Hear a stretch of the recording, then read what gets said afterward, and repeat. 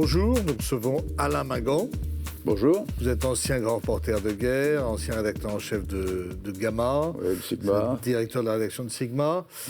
Bon, vous êtes un peu rangé des voitures aujourd'hui, mais ça vaut mieux pour pouvoir raconter, parce qu'il y a beaucoup de photographes de guerre qui ont été tués ces dernières années.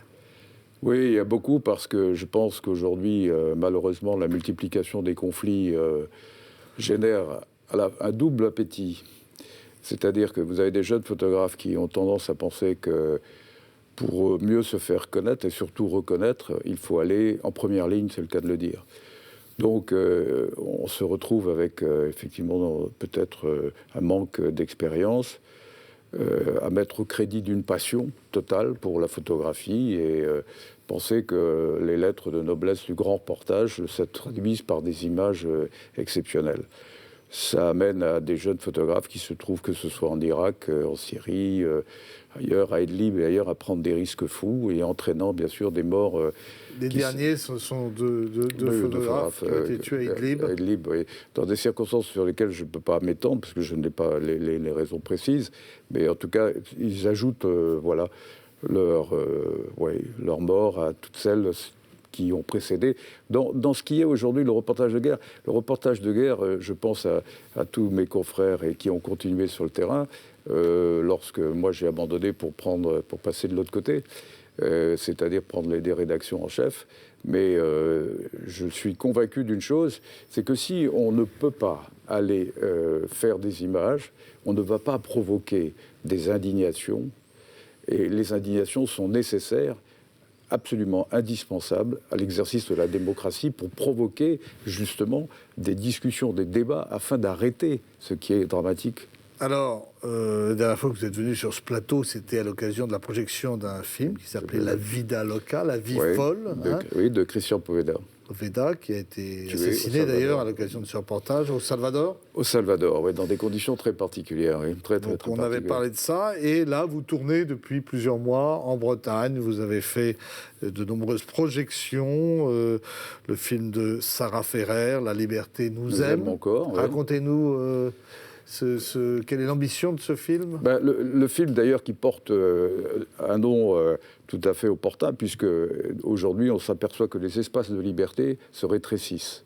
Il y a des menaces des extrêmes, de gauche comme de droite, c'est-à-dire qui amènent à faire en sorte qu'il faut défendre cette liberté. Et Sarah a voulu faire un film. Avec des documents d'archives ? Avec que des documents d'archives. Elle n'a pas été sur le terrain. Elle a consulté, et j'y ai participé en tant que conseiller, tous les grands porteurs possibles, les philosophes, les médecins, des généraux d'armée, des rabbins, des mollahs, etc., pour analyser pourquoi, à un moment donné, cette liberté nous est menacée. Le cri étouffé, alors ça c'est Annick Cogent qui a apporté sa participation et ses commentaires, mais le film est un film... Le cri étouffé, c'est un film très très étonnant qui a été fait avec Annick Cogent, à la fois avec Annick Cogent et Manon Loiseau. Pourquoi ? Parce que... Sur quoi ? Sur la Libye ? Non. Deux secondes. C'est très important. Le cri étouffé, c'est la pratique systématique du viol par l'armée de Bachar el-Assad, afin justement de faire créer cette peur. Voilà. On se souvient que notre ami journaliste au Monde avait fait un livre sur les viols, la systématisation des viols en Libye, sous le colonel Kadhafi. Exactement. Et donc là, vous traitez la Syrie. Là, c'était exactement sur la Syrie, et grâce à la complicité avec Annick, Manon Loiseau a pu faire ce film qui était exceptionnel. Et c'est pour dire que j'y suis, moi, très sensible. Il se passe quelque chose de par ce retour aux racines que j'ai effectué il y a 1 an maintenant. Je découvre une Bretagne qui m'est très chère, bien entendu, mais qui est surtout d'une vivacité culturelle intense. Tous les débats... Vous avez organisé des débats à Brest, à Pontivy, vous êtes allé à Plestin, et surtout... Vous en avez fait plusieurs à Carantec, dont le cinéma a singulièrement accru sa fréquentation. Oui, vous avez organisé cette magnifique projection du film de Wahad Al-Kataeb sur le siège d'Alep, qui s'appelle Pour Sama, qui est le nom de sa petite fille. Mais il faut faire attention, c'est-à-dire que moi j'ai participé à l'organisation, j'ai proposé effectivement quelques documentaires qui allaient de soi, mais c'est surtout le comité de cinéma, présidé sous l'égide Marie-Rose. Ça, c'est Carantec. C'est Carantec, ça c'est Carantec. Petit village breton du Nord Finistère. Hein. Petit village breton que tout le monde connaît. Oui, que tout le monde connaît. Mais c'est surtout le fait que, ailleurs, que ce soit à Pontivy, à Lannion et comme à Carantec, c'est la nature des débats que j'ai pu avoir le plaisir d'animer se traduisent par vraiment une demande très forte. C'est-à-dire que la Bretagne veut garder... On est dans le Finistère, on est au bout de la terre, et ce paradoxe-là fait que, depuis le bout de la Terre, on veut garder grandes ouvertes les fenêtres sur le monde. Et je trouve que Il n'y a pas de repli sur soi. Pas de repli sur soi, hein, au sur contraire. la péninsule. Non, au contraire. Peut-être que les Bretons, à travers leur histoire, le maintien de leur langue, la perte de la duchesse Anne et du territoire breton en tant que tel, avec le phénomène du jacobinisme, mais cultive en lui-même, le breton, ce besoin d'indépendance, cette capacité d'aventure et d'ouverture sur le monde. Ouverture sur le monde. Alors, vous préparez aussi une expo de Patrick Villocq qui s'intitule Afrique, mon amour, dont le vernissage aura lieu dans l'hôtel particulier du cabinet Baker McKenzie. Dans l'hôtel particulier, oui. Ça, c'est pour le mois d'avril à Paris. Donc, il y a de très belles photos. On va en montrer quelques-unes, là, sur l'Afrique. Sur l'Afrique. Alors, une Afrique un peu inattendue. On parlait d'ouverture sur le monde. L'année 2020, c'est l'année de l'Afrique dans tous les pays francophones et anglophones. De ce point de vue-là, le cabinet McKenzie a décidé effectivement de s'intéresser à ce qui est cette nouvelle photographie. Elle est simple. Cette photographie essaye de provoquer une émotion esthétique qui arrête le flux des images devant lequel, à l'heure actuelle, nous sommes soumis à une forme, j'allais dire, presque d'anesthésie ambiante. Regardez le nombre d'images à travers les scandales que l'on connaît, etc. Mais surtout les images qui nous submergent comme un tsunami permanent qu'on ne voit plus. De temps en temps, il faut arrêter le temps. Il faut arrêter. C'est une véritable image à un moment donné. On a connu l'histoire rebondie à travers l'histoire du petit, du petit réfugié qui sur les plages, sur la plage en Turquie depuis Seman. Je veux dire, il y a quelque chose qui fait que. Je vais raconter une anecdote. Moi, je suis au mémorial Charles de Gaulle, au temps de Reporters sans frontières, pour présenter un débat. J'interroge les quelques 200 étudiants qui sont là. Et je leur dis, est-ce qu'il y a une image qui vous a frappé en 2017 ? Personne ne répond. 1 minute, 2 minutes, 3 minutes. Mais je dis, attendez, c'est pas possible. Tellement submergé qu'il ne voit plus rien. Il ne voit plus rien. Et donc, à un moment donné, il y a quand même une jeune fille qui se lève la main et qui dit « le jeune homme sur la plage en Turquie », etc. Et donc, pourquoi ? Et on a besoin de ça. Patrick Villocq sur l'Afrique est parti d'autre chose. Il fait un constat simple. Face à ce flux que je viens d'évoquer, il dit « je vais aller en Afrique sur les terres qu'il a bien connues lorsqu'il était jeune » et il transfigure la réalité des femmes Walais.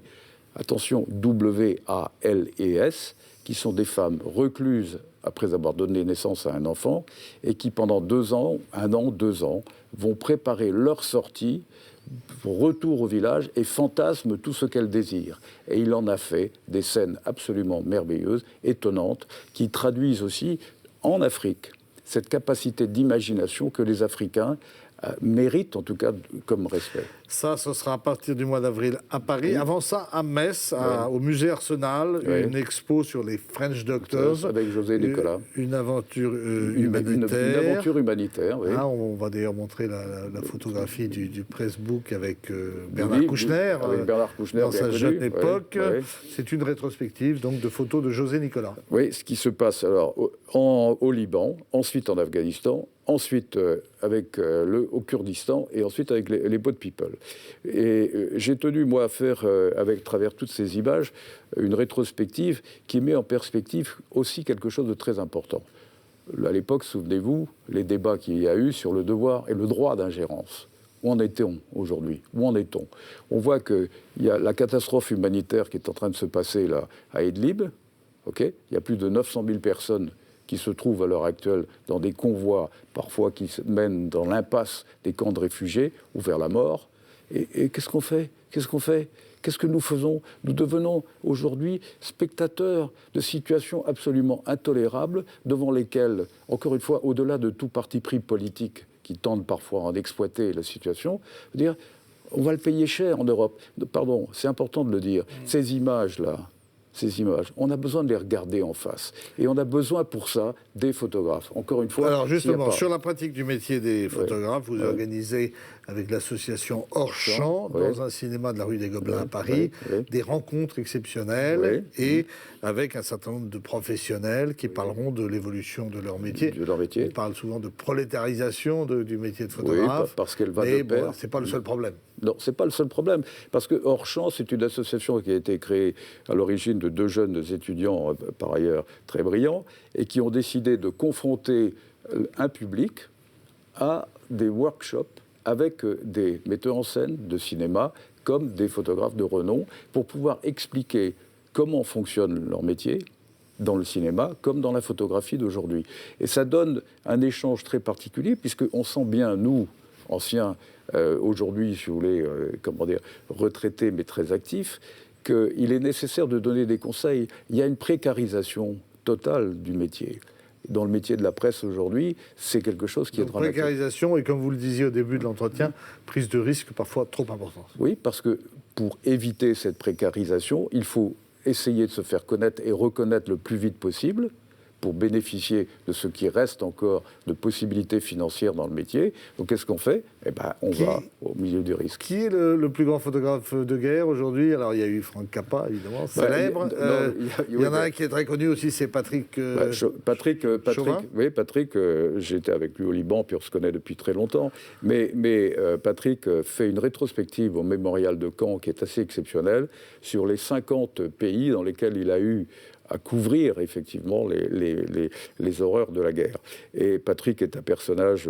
Il est comme vous, un peu rangé des voitures maintenant ? Pas du tout, il continue, il a sa fondation, et je crois qu'il est animé par un besoin qui est à la fois... parfois teinté avec beaucoup d'humour, mais le besoin de... Il y a un peu de la culpabilité du survivant dans ces métiers-là ? Non, moi je n'ai jamais vécu ça. Vous avez perdu pas mal de copains quand même. Oui, on a perdu beaucoup d'amis et de manière souvent pathétique. Je pense à l'agence Gamma à l'époque. Oui, c'était pas triste du tout. Mais c'est pas tant le souvenir de ça qui peut empêcher de pratiquer ce métier. Je crois que c'est une conviction que Patrick a gardée.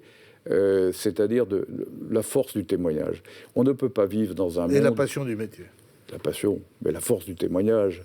Encore une fois, je l'ai dit tout à l'heure. Ça reste indispensable. Sans image, il n'y a pas d'indignation. Vous faites des papiers, vous faites des éditos, mais parce qu'à un moment donné, votre besoin en tant que journaliste... Non, mais mes papiers évoquent aussi des images. Évoquent des images. Alain Mingan, merci. Avec plaisir. Un beau témoignage. On se retrouve alors, donc, je vous incite à aller aux nombreux débats qui sont organisés en Bretagne par Alain. Et on se retrouve... Pas que par moi, je ne suis rien. Par toute son équipe. Oui. Et on se retrouve la semaine prochaine avec un nouvel invité sur TBO et TB Sud. À très vite.